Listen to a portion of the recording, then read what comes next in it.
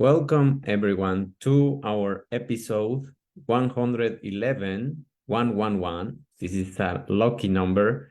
Today we are going to talk about emotions and how to start feeling more what we are experiencing inside of us and how damaging it is not expressing our emotions, not being able to say what you feel, not being able to recognize what you are feeling, and all of this culture of censoring and all of those garbage things that we have to face many times about not being able to express how we feel, not being able to observe how we feel, and not reflecting on what we do in our everyday lives and how it affects our mental health and our emotional and physical health, of course. So to talk about this topic, I use the article from Gonzalez M. It's Everyday Beliefs About Emotion, their role in subjective experience and emotion as an interpersonal process and emotional theory. So we know that people hold various beliefs and very different beliefs about emotion, such as what causes an emotion, how and why emotions differ, and what should you do about your own emotions and about other people's emotions. So all of these lay beliefs or popular beliefs vary within and between cultures, and they are transmitted through language, through example, through socialization practices. So all of those things are going to permeate through your mind, and they are going to be imbued in you, and you are going to develop certain characteristics, certain personality according to what other people expect from you. So if we start developing a reframing, a reappraisal, or rethinking all of these beliefs, all of these lay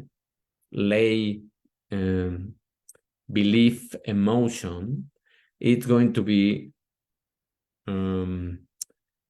restructured in a way that has been proved effective, that allows your brain to observe yourself as a third person and to feel as a student of your own mistakes, of your own emotions, and to recognize easily what you are feeling and how you are feeling in certain moments of, let's say, stress, for example. And let's just talk about two examples. For example, a student who feels sad about a low grade in an exam can remind himself or herself that he or she didn't study much for that exam, but that if he or she studied more, the next time there will be an increase in the grade. So looking at yourself as a capable person, as simply having a mistake or having a bad day, and just losing focus in that exact moment is a lot different than thinking that you are not able to overcome an exam, or you are not intelligent enough to pass a test. Or we have another example, an employee who isn't promoted may consider how that advancement of another person with greater seniority was fair, and not looking at himself or herself as someone that is not capable of scaling up in the company. So the result is that there are fewer painful feelings watching yourself and watching the things that happen, instead of judging or criticizing yourself and not being able to experience sadness anger, or shame. All of those things are going to be very helpful for you to detect how are you feeling, what kind of experiences are you having, and the things that you should be able to observe, to witness in, let's say, in a reflective dialogue inside of yourself. So another effective approach is learning about your concept of the emotions without judging them. In a series of studies tracking acceptance and overall emotional health, a psychologist, Brett Forth, in the University of Toronto, showed that accepting negative emotions led to better mental health. People were asked to keep a daily diary for 2 weeks, and each evening they reflected on the most stressful event that day and on their responses and at the time of the event and afterward. 6 months later, these people that just did this exercise for 2 weeks had less depression, less anxiety, and more emotional well-being overall.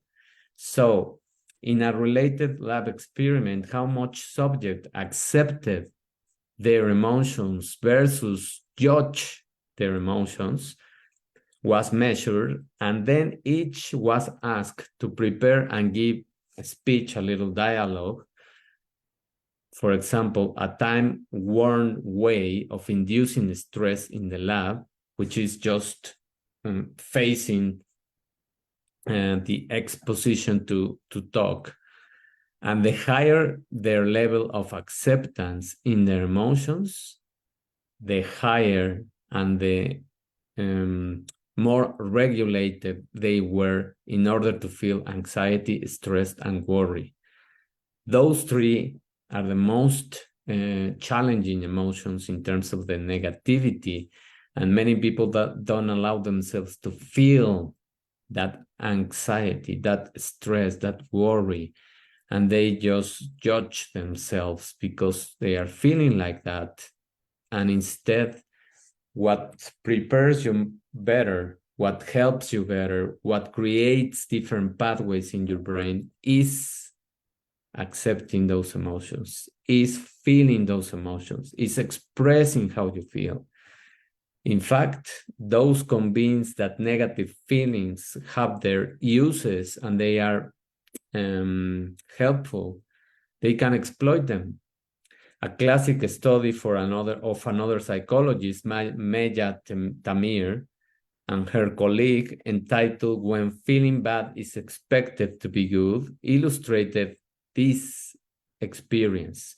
In a laboratory experiment, the researchers showed that people who saw anger as helpful in a hostile negotiation, one that involved a landlord intent on getting overdue rent from a tenant, won more concessions in the bargaining, and they revved up their anger beforehand.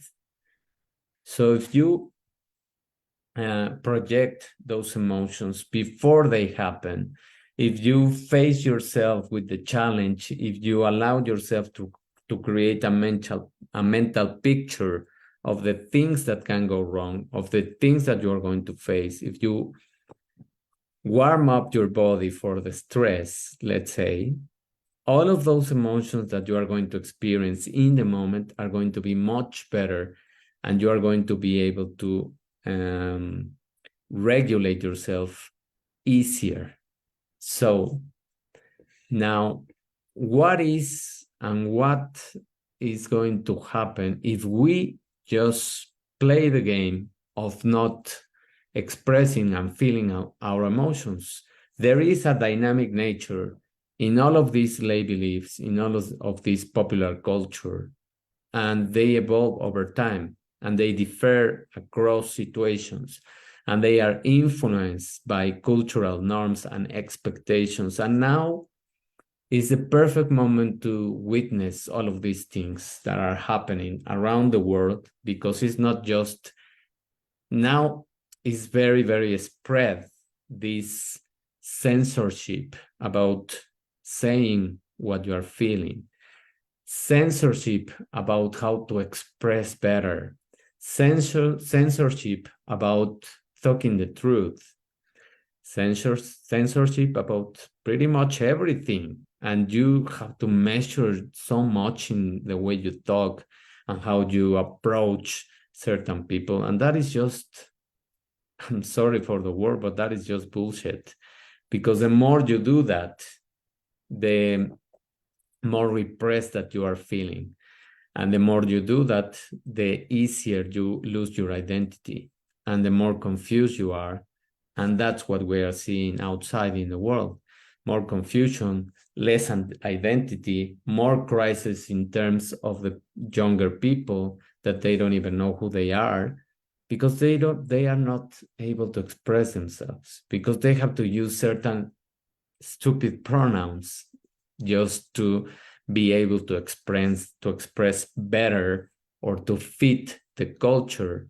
So all of those things are creating mental health problems. And this is the proof that they are creating those problems. Not being able to face your emotions, not being able to create an assessment of yourself, not being able to reflect on the things that you did wrong, not being able to replay the things that you did and to project the things that you are going to do. All of this is creating more anxiety, more beliefs about what is good and what is wrong, etc. Appraising emotions based on societal beliefs can lead to additional emotional responses, such as shame and embarrassment. And that's what we saw with many people that spoke the truth during the pandemic, and they were judged and they were criticized. And now they are giving them the right to speak again and to say the truth, because now it has been many of those things have been proven to be right, and they have been proven to be true. So, but in the moment, those people were embarrassed, those people were ashamed, and they were not able to express many things that were extremely important in terms of health, for example. Now, what is going to happen in terms of the impact in your behavior? You are going to be programmed and molded and rooted in those lay beliefs and shaped whether certain emotions are acceptable for other people or not. Then your behavior is going to be structured in a way that you are going to be able to follow what other people say, follow what other people do, and don't complain and don't express anything, and just be more a product of the society instead of a product of your own soul, of your own feelings, of your own emotions. So that's what is creating the extreme anxiety, depression rates that we are seeing mostly on younger people, because they are growing with this culture that is a cage. They are being caged into a very thin space, a very thin space where they cannot express what they are feeling, where they cannot say what they want. And that doesn't mean being irresponsible of what you say. That means reflecting more on what you are going to say, but being freer about how you feel and about your emotions, and about the knowledge and the wisdom that even negative emotions are giving you to yourself. So what can you do in terms of molding yourself and creating more plasticity inside of your brain to allow yourself to express better and to have much more mental health and emotional health? Well, first, let's just summarize all of this information into 2 paragraphs. Cultural expectations will influence your beliefs about whether certain emotions should be experienced or expressed, either by specific persons, specific situations, or in general. This kind of culture is creating fake people, or people that are just programmed to follow what other people want. People that are just being programmed to feel how other people want them to feel. So the more you do that, the more you lose yourself, the more you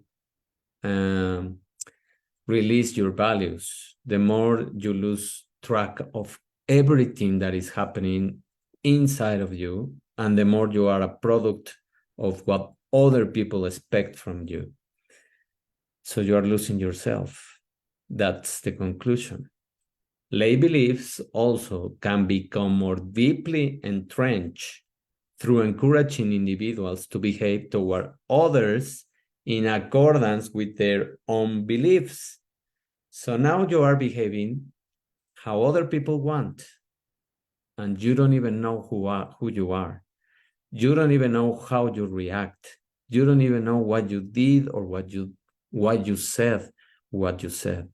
And when you arrive to your place and when you have some time to reflect, or you are at peace, or you are just doing any other thing, you are being haunted by your real values, by your real emotions. And that's the conflict of your personality, and that's the conflict of your identity, and that's the conflict of not saying anything. And that is the production of chronic diseases, because any emotion that is not expressed is an emotion that is going to create damage inside of you. And this has been proven now more than ever. We know, and we have evidence, epigenetic evidence. We have evidence of how these emotions, if we are storing them constantly, they create many of the chronic diseases that we are witnessing in the world. Diabetes, obesity, hypertension, even mental diseases such as Alzheimer and Parkinson. All of those emotions that you are not expressing, they are building up. It's like leaving your garbage in your house for a month and not throwing them out. What is going to happen with your house if you store the garbage for 1 month? Just picture that. Well, that is what's happening inside of you. The more you comply with the culture, the more you comply with what is being programmed, the more you are losing yourself and the more damage you are doing inside. So I hope this reflection helps you to really pay attention to your emotions, to really assess them, to witness yourself, to learn from the negative emotions, to feel the negative emotions, and to question more what is happening with you and why are you behaving like that in certain situations. Of course, that when you are stressed is when you are going to show more who you really are. Thank you very much for being here. Thank you for your attention. I encourage you to give me comments, questions, suggestions, and of course, to support me by subscribing to my YouTube channel, by subscribing to any of the platforms where you listen to podcasts, and to support me in this road of helping people with wellness through science. You know, you can visit my website, www.davidortegab.com, and when you go inside in any of the pages at the upper left corner, you are going to find a link that says donate, so you can just support me with whatever you can. Thank you very much for your attention. Have a wonderful day, and we will listen to each other on our next episode. Bye.